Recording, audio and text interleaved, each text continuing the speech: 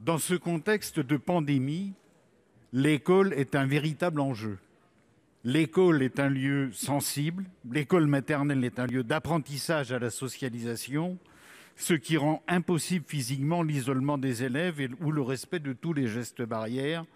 L'école peut donc aussi être un lieu de propagation de la pandémie. Ce que nous ne savions pas il y a 18 mois, nous le savons mieux aujourd'hui, au moment où nous vivons cette 5e vague de la pandémie. Dès l'instant que vous avez fait le choix de maintenir ouvertes les écoles, comment ne pas comprendre le vaste mouvement social unitaire qui se prépare pour demain ?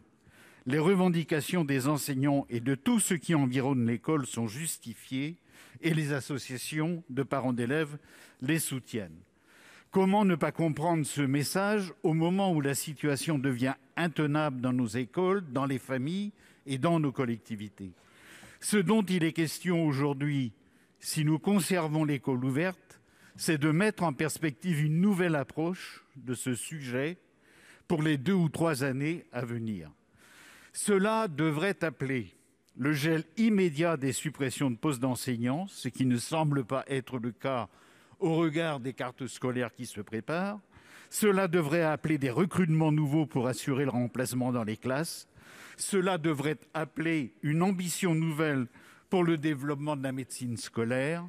Cela devrait enfin appeler une politique de soutien à des investissements nouveaux avec les collectivités pour installer, par exemple, des purificateurs d'air dans les classes.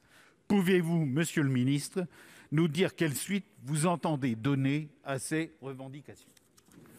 Pour vous répondre, la parole est au ministre de l'Éducation nationale, de la jeunesse et des sports, monsieur Blanquer. Vous avez la parole. Merci, monsieur le président, mesdames et messieurs les sénateurs. J'adhère, monsieur le sénateur, au début de votre question. Vous avez tout à fait raison de rappeler à quel point l'enjeu de l'école ouverte est un enjeu de santé publique, autant que d'éducation pour nos enfants, parce qu'il y a un enjeu de bien-être psychologique. C'est par exemple la Société française de pédiatrie qui souligne cela depuis le début. Et finalement, au bout de 2 ans, il y a une sorte de consensus qui n'existait pas au début, qui est là pour le faire. Et vous avez raison aussi, il faut le faire à certaines conditions.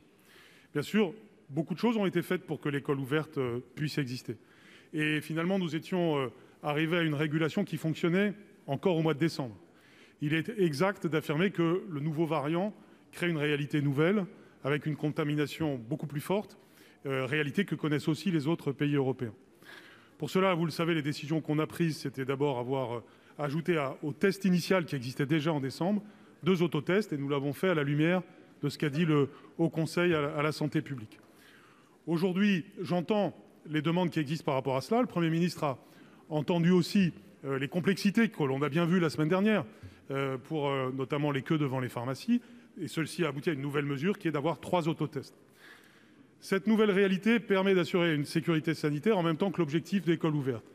Bien sûr, il y a d'autres choses à faire. Vous avez accentué la question des postes. Je rappelle qu'au début du mois de janvier, la première inquiétude formulée par les uns et les autres, c'était est-ce qu'on va être capable de remplacer les professeurs qui seraient malades ? Eh bien, nous l'avons fait pour l'essentiel. Et nous l'avons fait en faisant des recrutements. C'est à la hauteur de 6 000 ETP que nous avons musclé nos viviers de remplacement. Et pour l'instant, cela fonctionne. Autrement dit, nous n'avons pas d'énormes problèmes de remplacement, même s'il y en a. Je me suis d'ailleurs exprimé ici sur ce point. Pour d'autres sujets budgétaires que vous avez évoqués, je veux vous rassurer, monsieur le sénateur, regardez le budget 2022. Je vous rappelle que l'augmentation du budget de l'éducation nationale sous ce quinquennat est la plus forte qu'on ait connue, et notamment plus forte que le précédent quinquennat. Et donc, il n'y a pas de suppression de postes prévue. Et sur l'ensemble du quinquennat, encore une fois, c'est une augmentation de 13% du budget qui nous permet de faire face à différents problèmes, dont celui du remplacement. Je vous remercie. Merci. Quelques secondes, monsieur Lahellec, si vous le souhaitez. Merci, monsieur le président. Monsieur le ministre, évidemment, la situation appelle beaucoup d'humilité et de modestie. Elle appelle aussi beaucoup de solennité et le respect, je dirais, des revendications qui se exposent. Il faut que les réponses soient à la hauteur des enjeux. L'école a des besoins nouveaux. Sachons relever ensemble le défi. Merci.